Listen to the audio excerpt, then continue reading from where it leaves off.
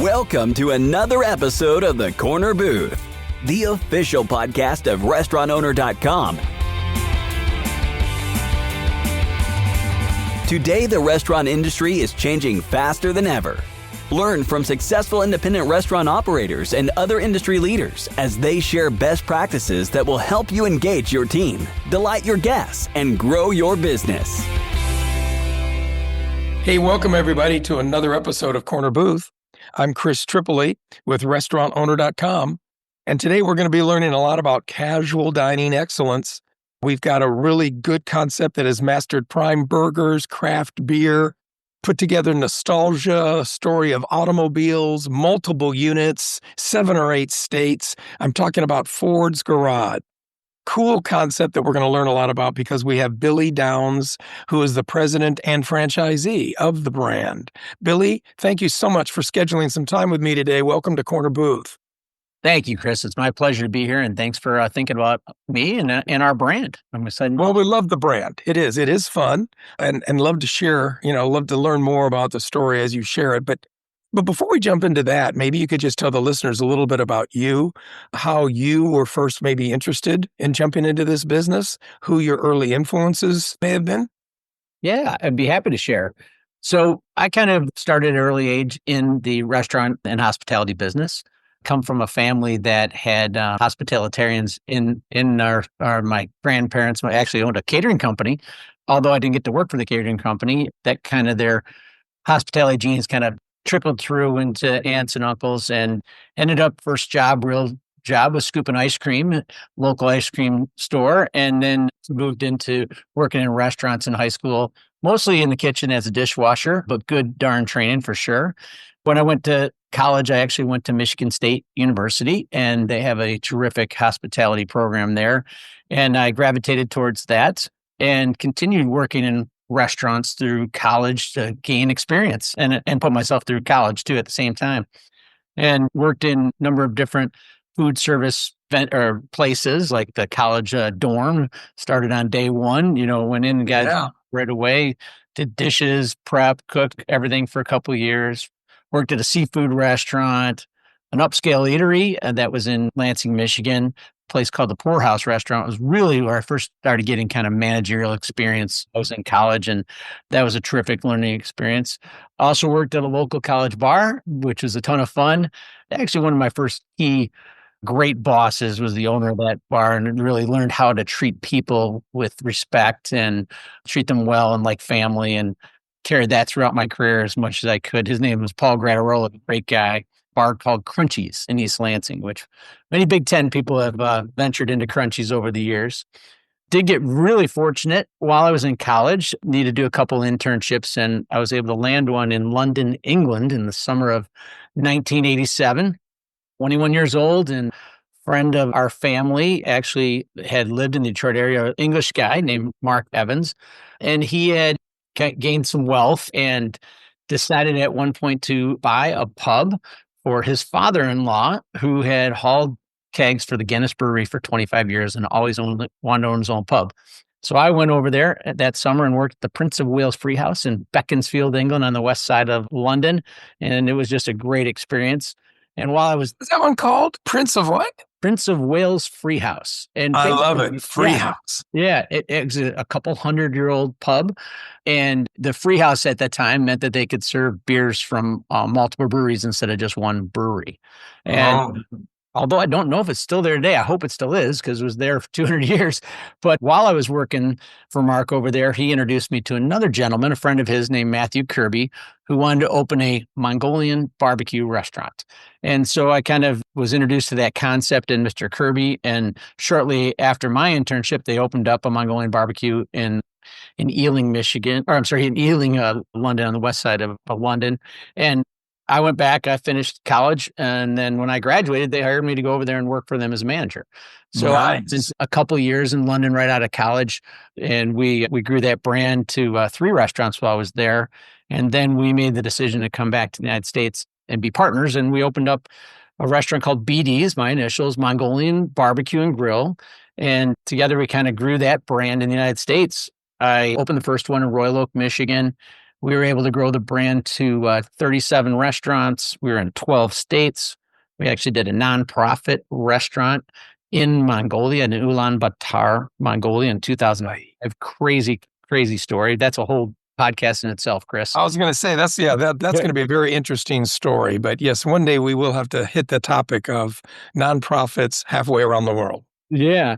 But I learned a tremendous amount in that journey of building that brand. And, there's just so many things that we had to put in place, from going from 1 to 37 restaurants and developing infrastructure and efficiencies. And, I was very lucky and blessed. And we did sell that business to a group, a New York-based equity firm called Kinderhook Industries, and they were active in the space around 2008. And I worked for that group for about 3.5, almost 4 years, and then finished up there and started doing consulting, restaurant and small business consulting, which, Chris, was just very interesting. I learned the next level of learning by getting inside of businesses, and mostly the restaurant groups that I worked with were independents in the Detroit market, or smaller or multi-unit independents with a few units. And I was able to help some. I found it was a interesting thing because people would ask me my opinion, people would pay for my opinion, and then, Chris, they wouldn't do it. You say, I really think you should do this and this. Had some great wins though along the way.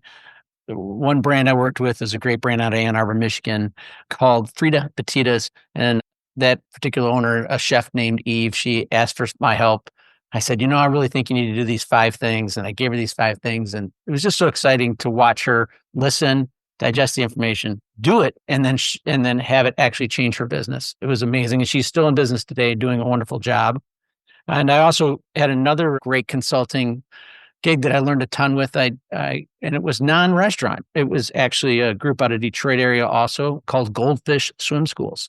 And they had contacted me when they had 1 school. When they got to about 10, they put a board of advisors together, and I sat on that board for about 4 or 5 years and watched them grow from 10 to about 100. And today they've just crossed 200 units, and it's so exciting to watch. Absolutely. Absolutely. Yeah. Well, I giggled when you mentioned that because I certainly connect to your story. First off, most of our listeners are independents looking for ways to improve their restaurant's performance and grow their brand.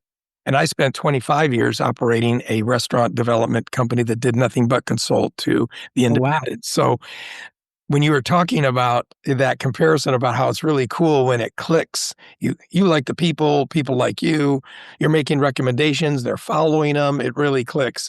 But then you have the things where you're sitting there feeling like, I can only advise, I can only recommend, I can give you some very good suggestions. Here's what I would do. If you don't want to do them, I can't decide for you. So you decide not to do these things. Well, okay. And I know that I feel that disappointment still, even though I sold my company about 5 years ago now. I hear you.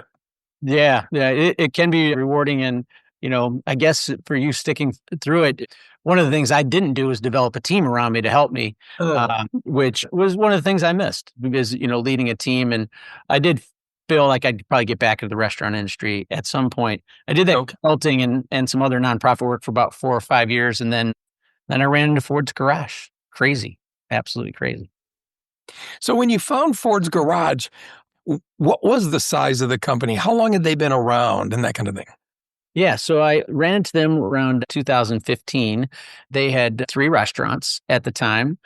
I had met a number of people who worked at Ford Motor Company, including the head of licensing, a guy named John Nens, who asked me to, would you mind going and taking a look at this brand that we've licensed in Southern Florida and just, give me your opinion on it. And so I kind of went down to Fort Myers area.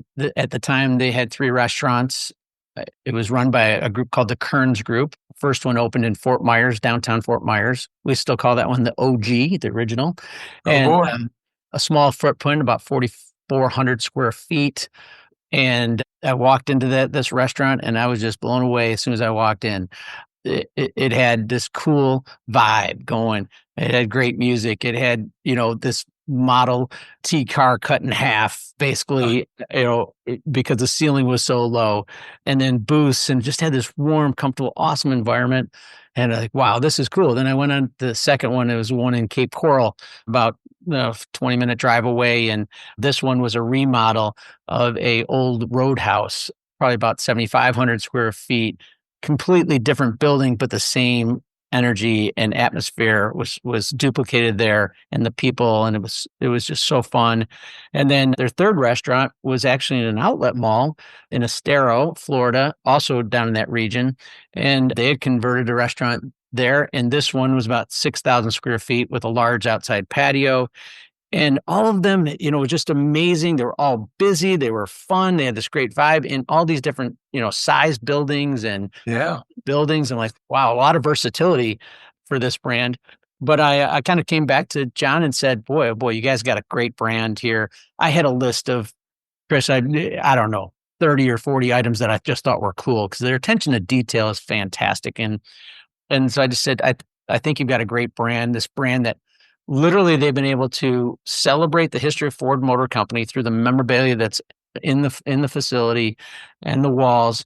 And obviously the car, every restaurant has a car over the bar, but also, they're celebrating Henry Ford, an individual who, was the founder of that company, who changed the world. And so I just came back to John and I said, there are a couple things I think that need to be fixed. There was some inconsistencies in the food, and there was some systems that I felt were lacking, whether it was training systems or processes or blah, blah, blah. Now, I did this kind of incognito for Ford, so I did not get into the kitchens, but I was able to kind of peek a little bit and ask some questions. And I came back and said, I just think you guys have something fantastic to work with. And, I really didn't hear much from Ford after I gave him that report. There was a thank you, obviously. And then, I don't know, 6 months later or so, I got an email that said, hey, we've licensed a group out of Tampa to take this business to the next level. They have multiple brands. It's a group called 23 Restaurants. And in that, we'd also asked them that we'd like to have one in Dearborn, Michigan, obviously. And they'd like me to consider being the operator for that. And that's how I ended up getting into Ford's Garage, became a franchisee, and opened my first Ford's Garage in 2017, right near World Headquarters, which is nice. It's a great restaurant that does very, very well. It's just about a mile away from World Headquarters. It's awesome. That is awesome. And what a good story. And it's about time, that if they're going to develop this, that they have something right there in the neighborhood where the story began, where obviously Ford is even more understood, and accepted than any other, parts of the world. So that was great. So first operator, franchisee. So this is kind of a new thing for you. Not only you're running a restaurant, that felt very comfortable, but you're doing it as a franchisee. So that's a different relationship, right, than what you've had to Sure. And I didn't go into detail on BD's Mongolian, but we were a franchisor. So now I'm used to, owning my own business, being a franchisor, and now I'm not going to, be the franchisor. I'm going to actually be a franchisee. And it did take a little adjustment. I mean, the great news is that, I really thought I wasn't coming in to change the brand. I was coming in to be a great part of the brand. And I had the opportunity to, become the Michigan franchisee, and in particular, Dearborn, Michigan, as just an incredible opportunity. There's so much responsibility and that needs to take place in running one that's near World Headquarters. I call it like the Fabergé egg. We have to take care of this thing. We have to love this thing, and, it's the people who pass through our doors in Dearborn, Michigan is amazing, from, all walks of life. All leaders from all different companies are coming into, the Detroit region for one reason or another. And we're lucky that we're right near the airport too. So we get a lot of visitors, and obviously a lot of visitors, not only just to Ford, but to the region, which is really fun and exciting. It kind of becomes a double-edged sword, doesn't it? When you're the showcase store closest to headquarters, everybody's there. The giants from, the Ford brand will dine there. People coming in and out to do business with Ford, let's take them there. So you're kind of the showcase brand, but then isn't there this also nervousness behind the scenes thinking, oh my God, I hope the hostess isn't chewing gum when the executives come in for that party at 12 for lunch or something. Yeah, well, we embrace the opportunity and the pressure. It makes us hopefully be better. We try to strive every day to be the best in the system up here in Michigan. And, we've got some great franchisees, and it's just been our motto since day one. Let's just be the best. And then, everything will fall into place. So let's take a second now for those who maybe haven't been to one yet, and go ahead and paint a picture of the customer profile, menu offering, hours. How does this sucker operate? Yeah. So, as I mentioned, the concept does celebrate the history of the Ford Motor Company and Henry Ford. The atmosphere feels kind of like a Prohibition era service station, what you would find in the 20s and 30s. Love it. We embrace that Prohibition feel, and the size does vary from, on average, between 6,000 square feet to 8,500. Our Dearborn restaurant is a little different. We had an opportunity to, with banquets in the marketplace because of some other drivers in the neighborhood. The Henry Ford and Greenfield Village is right behind us. It's a museum, indoor and outdoor, that gets just short of 2 million visitors a year, and also has some huge wedding business over there. So we put some banquet rooms in. That restaurant's atypical. It's about 13,000 square feet. But, our new prototype is around 6,700 square feet. We have about 260 seats, and every restaurant has a centrally located, really cool bar. The back bar has taps, as our brand is Prime Burgers and Craft Beers. And we've got anywhere from, about 30 taps to 40, depending on the site. Penny wall that it's put into. It's really, really cool. A copper bar that has an ice rail on it. We do serve really cold beer, and you can put your beer right on this ice rail. People just love that. Usually we have a Model A behind that bar. We take care in that, and it's just a warm, comfortable environment. We get people of all ages. We actually say we serve people 8 to 80. We do serve people that are older than 80, and we serve them younger than 8. But it has a wide appeal. Well, I like to say that this is one brand that has multi-generational dining. It is very typical for us to see, grandparents with their kids and grandkids at the same table often. We also get young people that like to just hang out there. It's just amazing the wide appeal of this brand. Our average unit volume is about $6 million, so they're pretty busy restaurants. We're open daily, every day of the week, on average from 11 a.m. till 10 p.m. And our menu, we have a pretty wide menu, although the core of the menu is Prime Burgers, and that represents about 39% of our sales. We still have a wide menu from healthy to indulgent.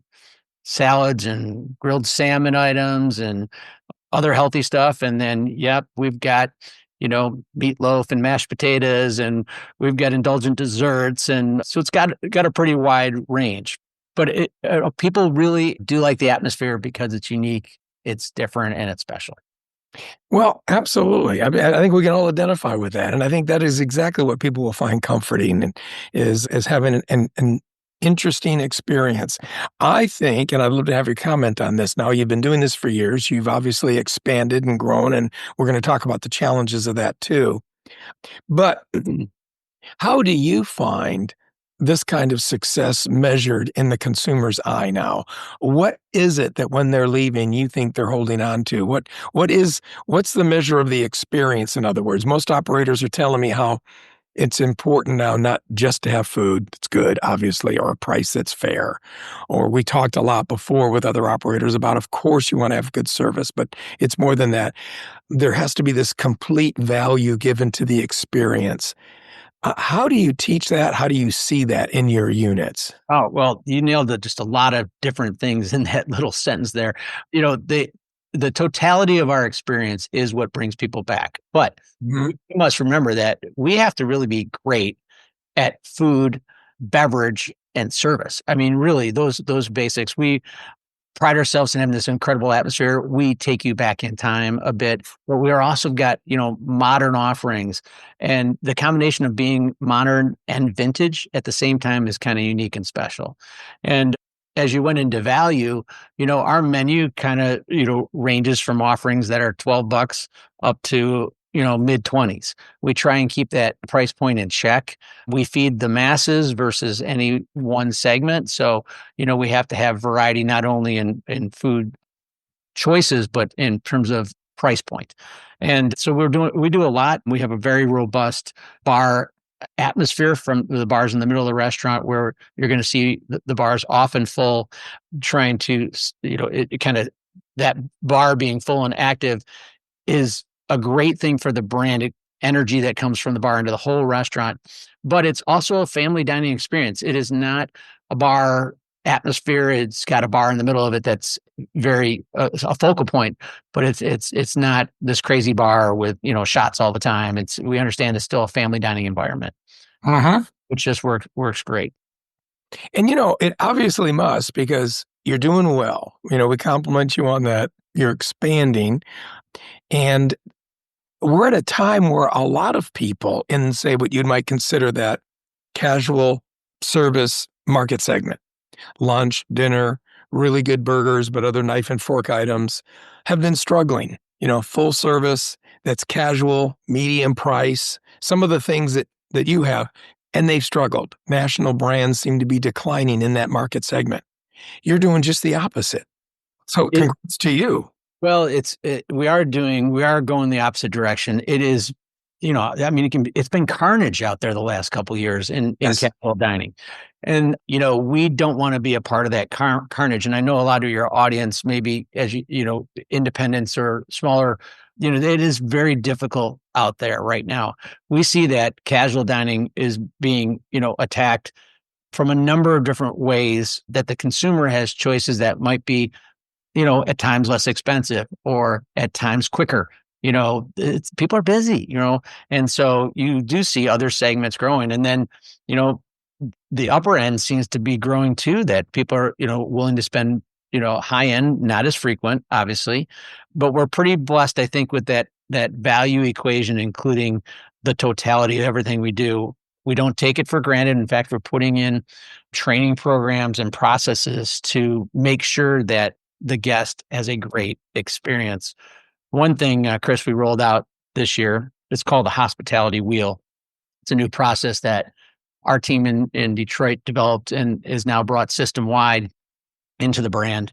But basically, we focus on 5 key points.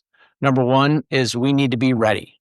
We need to be ready for anybody coming in at any time. Number 2 is we need to be welcoming. We need to be welcoming. And one of the things that we do is when you do come into Ford's Garage, we're hoping that you hear thank you right away. Thank you for choosing to come here. You can go anywhere you want.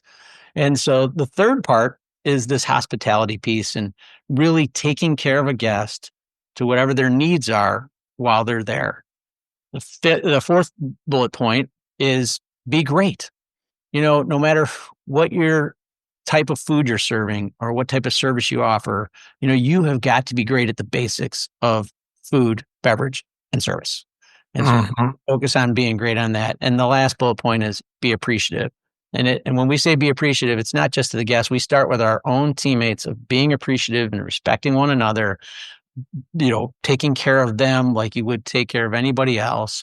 And then obviously being very appreciative for that guest or our vendor partners or neighbors or whatever. And so that process we just rolled out this year is really helping us, be certain that we are taking care of everybody every time they come in. Wow, that's excellent. What I really like about that is that these seem to be just 5 really good basic principles if you want to win in the game of hospitality. We sometimes seem to forget that the training is an ongoing thing, that being ready is a daily thing. I do hear that from others where they say, we've got excellent systems. We hire people, they're taught things, so I don't know what goes wrong later. And it's obviously what's going wrong later is maybe we've done a really good job at first and we've created really excellent, programs. And then after that, maybe there's no follow-up, there's no support. And so things just dwindle. It sounds like if you've got 5 basic things that are taught and reminded every day, that's just not going to happen. Well, it was interesting. So I'm actually sitting in my Detroit office right now. Although our headquarters for Ford's Garage is still in Tampa area. I have a regional office in Detroit. I was in this office about a year and a half ago with my team, beating our heads against the wall. Why can't we get our social media scores up? Why have we like plateaued? Like we've got this great experience, and we plateaued at a good area. Let's just call it a 4.5. All right. On average. And so we're like, okay, well, we want to continue to get better, right? How do we get this better? And, I'm sitting there thinking, golly gee, and where did I learn hospitality from? And oh, by the way, before we did this, we had studied Unreasonable Hospitality, the book. Nice. Yeah. And we had gone through it with my team, one chapter at a time for about 20 weeks. And we talk about, what stood out in that chapter. And what did stand out is a lot of great ideas, but not a lot of process. And then I started looking into process, like, okay, what does a hospitality process look like? And I saw more sales-driven processes, to be honest with you, than I did hospitality processes. So then I'm like, where did I learn hospitality from? You know what? I learned from my grandma Betty. And, what was it like going to visit my grandma Betty? And son of a gun, Chris, if Grandma Betty wasn't always ready, she never knew when in the late 70s and early 80s, when I was a kid, when I was coming over, because if I didn't call her, which often we didn't, we just show up, right? And I wasn't going to, text her or whatever. I literally get on my bike, ride my bike over to Grandma's house and say hello. So she was always ready. The outside of the house was always ready. The inside of the house was always neat and organized. And as she got later in life, Chris, she didn't do that by herself. She had people helping her, my mom and my aunts and uncles and neighbors, but she was always ready. Number two is she was welcoming. This is not, it's like, oh my gosh, she was so welcoming. The first thing she would say to me is, thank you for coming to see me, Billy, and then the hospitality. She would not let you get off the chair when you were visiting Grandma Betty. She was going to wait on you hand and foot.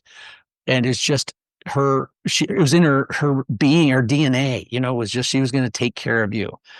The next thing, is she was great at basic food and beverage service. And so when you went there, you were going to eat and drink. It was going to happen, Chris. It wasn't. and if I said, oh, I'm not hungry, she was going to make a sandwich for me and put it in a brown paper bag, and I was going to be taking it home with me. I love this grandmother. It was amazing. And then, on the beverage side, back to being ready, Grandma Betty had 6 kids, their spouses, their extended family, 30 grandkids, neighbors, and other friends.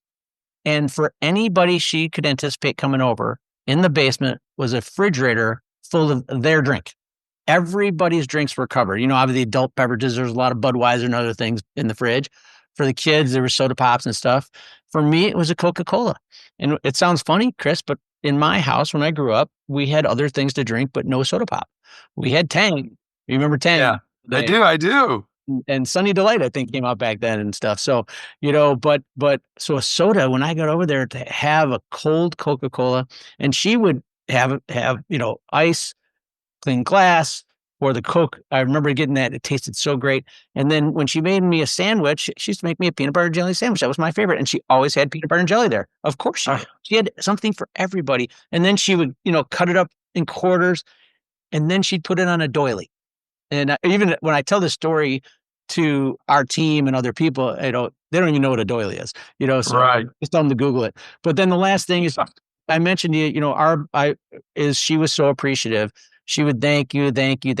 And she had one of those doors where the top half of the door was glass and the bottom half was solid. And she would sit there and look out that window and watch you go all the way down the street and around the corner and waving to you, and just, so appreciative that I'd taken the time to come over and see her.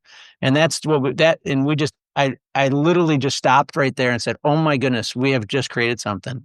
Yeah. So that's where the hospitality wheel came from. We've now make it into a Ford Model A wheel, and we've got this great visual, and everybody is embracing it. The entire franchise system has embraced it, and it's a lot of fun.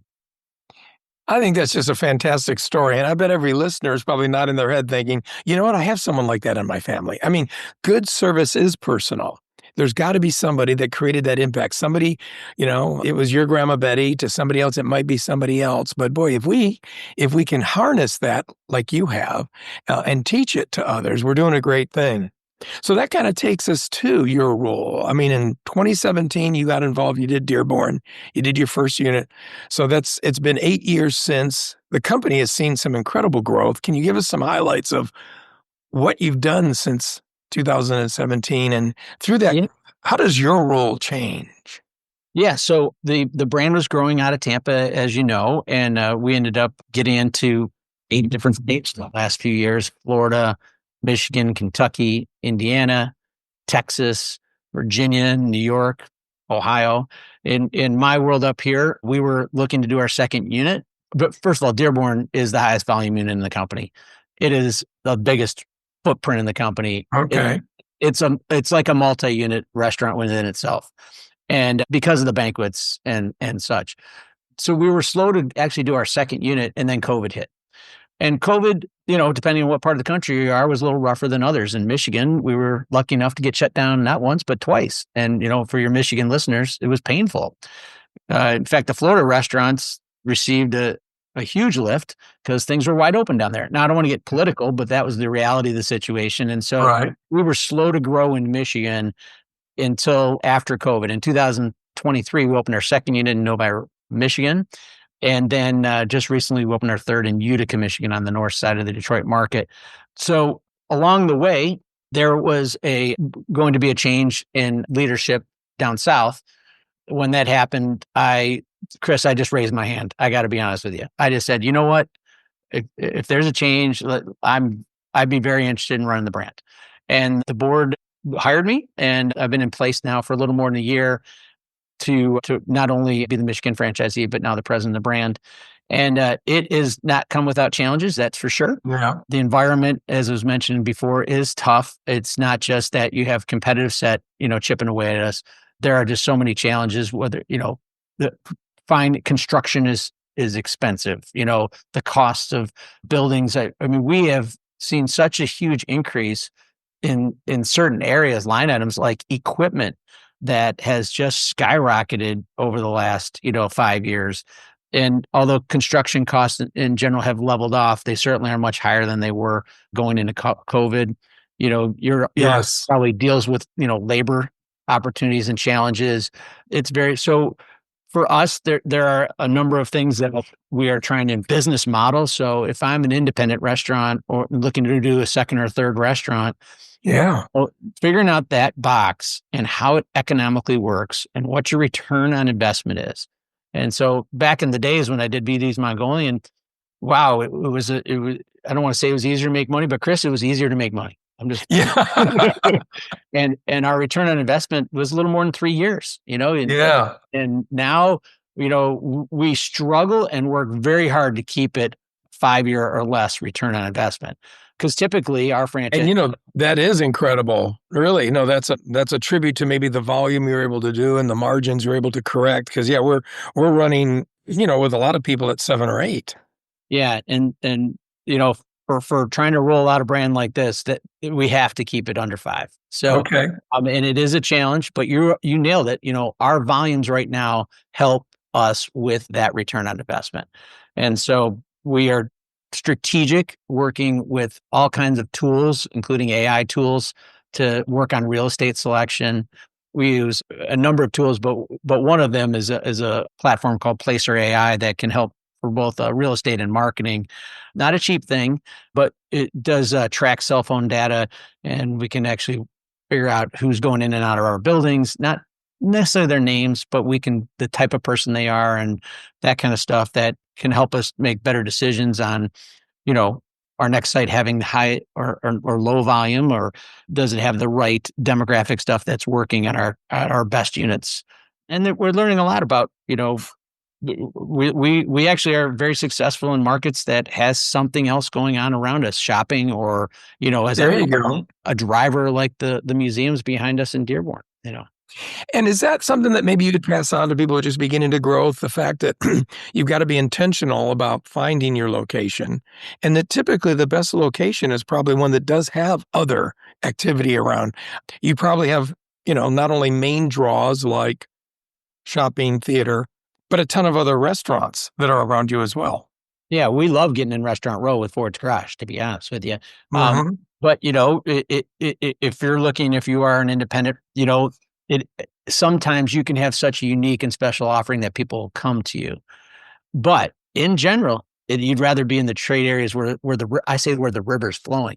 If the river's flowing down XYZ Avenue and there are 22 restaurants there, that might be a good place to put a restaurant, but it will be competitive. And then you have to look within that competitive set, what makes you, as I said before, better, different, and special. And so, yes. Yeah. Which defines your point of difference, which you did very clearly. And I think every other, listener needs to take a look and say, what is our point of difference? How are we creating an experience that people see that's different? You obviously know yours. It's working. And if we are going to go, I love that term, where the river's flowing, we know that there'll be other people panning for gold there. So we're going to have to just join in and compete. But that sure does answer the question that we still get sometimes when people are beginning to grow and they feel like, I want to be more of the prospector. I'm going out here because no one else is there. So I'm going to get all the business.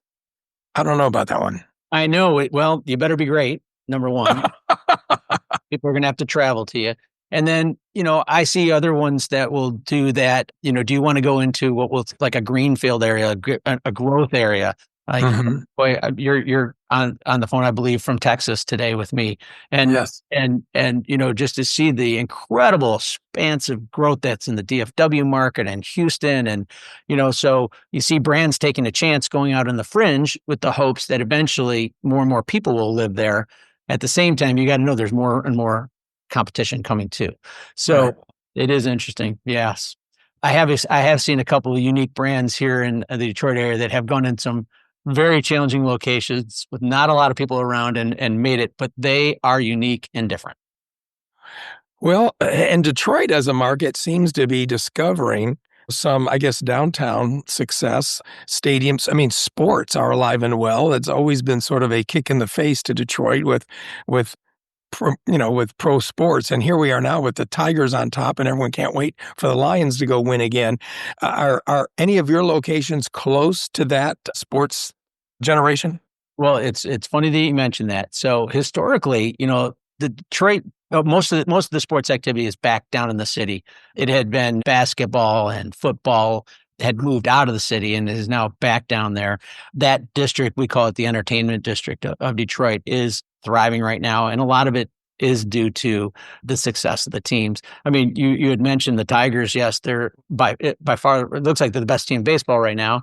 And, the Lions the last 3 years has been a great role. The Pistons made the playoffs first time in a while. Mm-hmm. And, we just need our Red Wings to get back to a winning thing. But we've got downtown in our sites that we have not made a site down there yet. We're working on a new prototype, to be honest with you, Chris, that's a little smaller for urban settings like that could probably work well in other areas that probably trade all day, that you can get a little smaller footprint and still do the volumes. So you have to have strong lunch. And, right now there are 300 nights out of the year that are busy downtown in the entertainment district, which is exciting. That sounds good. And that sounds like that would be a perfect fit for what next is how to take exactly what you're doing and try to do a smaller prototype. Yeah. And in Detroit, we just thrive. This brand fits great for Detroit because Detroit is grit. It is it's a gritty, American brand, and it just, it fits. So, but it's traveling well. You mentioned Kentucky and of course it started in Florida, not just Michigan, but Ohio and a few other states and Texas. So are we finding that the story, the nostalgia, the automobile history is something that obviously travels?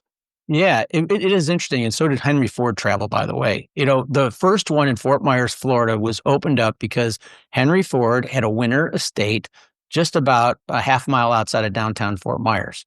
Oh. His estate was right next to his buddy, Thomas Edison's. Right now, those are small museums in Fort Myers. And really, the first Ford's Garage opened up to pay homage to Henry Ford with that restaurant.